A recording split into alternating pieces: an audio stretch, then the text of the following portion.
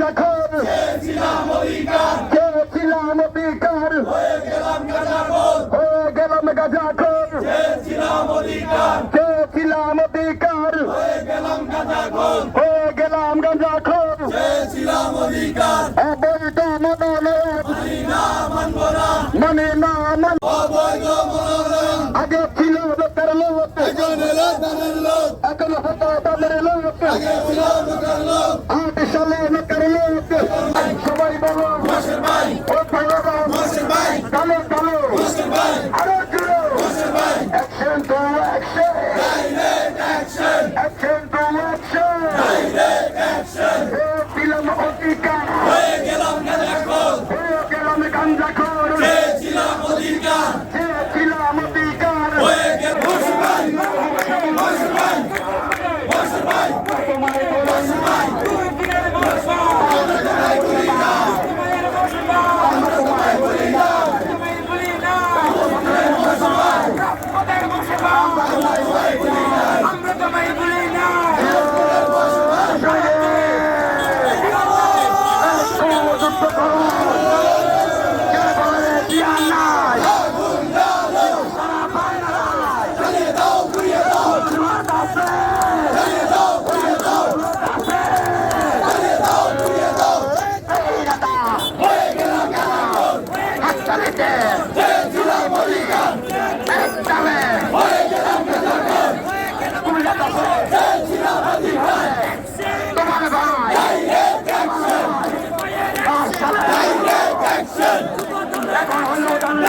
বছর আন্দোলন সংগ্রামে আলহাজ মোহাম্মদ সাল্লাম ভূঁইয়া আমাদের সাথে ছিলেন, আমরা ওনার সাথে ছিলাম।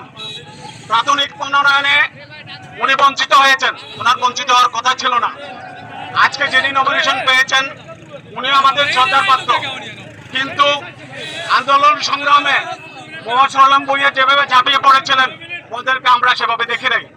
আমি আশা করব আগামী দিনে পূর্ণাঙ্গ মনোনয়ন যখন হবে তখন আলহাজ মোহাম্মদ সাল্লাম ভূঁইয়াকে এই আসনে মনোনয়ন দিয়ে নাগরকোটবাসী এবং লালমাইবাসীর আশা পূর্ণ করবেন আমাদের নেতা তারেক রহমান। আশা করি এটা পুনর্বিবেচনা করবেন, এই আসনে আলহাজ মোহাম্মদ সাল্লাম ভূঁইয়াকে মনোনয়ন দিয়ে আমাদের দাবি পূরণ করবেন। 17 বছর পর্যন্ত জননেতা মোবাশ্বের আলম ভূঁইয়া সাহেব এই নাঙ্গলকোটের তৃণমূলের নেতা কর্মীদেরকে ধরে রেখেছে।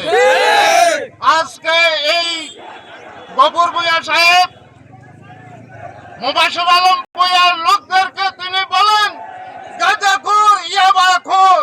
আমি বলবো গফুর ভূঁইয়া সাহেবকে, আপনি কি মোবাশ্বের আলমের নেতা কর্মীদের কাছে আপনি কি গাঁজা মদ ইয়াবা বিক্রি করেছেন?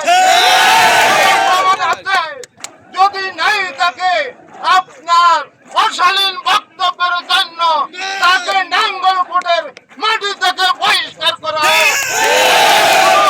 আমার দাবি না, আজকে 2008 সালে 98,000 ধানের শীষের ভোটারের অধিকার আপনি ক্ষুণ্ণ করেছেন, আর এই 98,000 ভোটারকে আপনি গাঁজাখোর বলেছেন অশালীন বক্তব্য দিয়ে।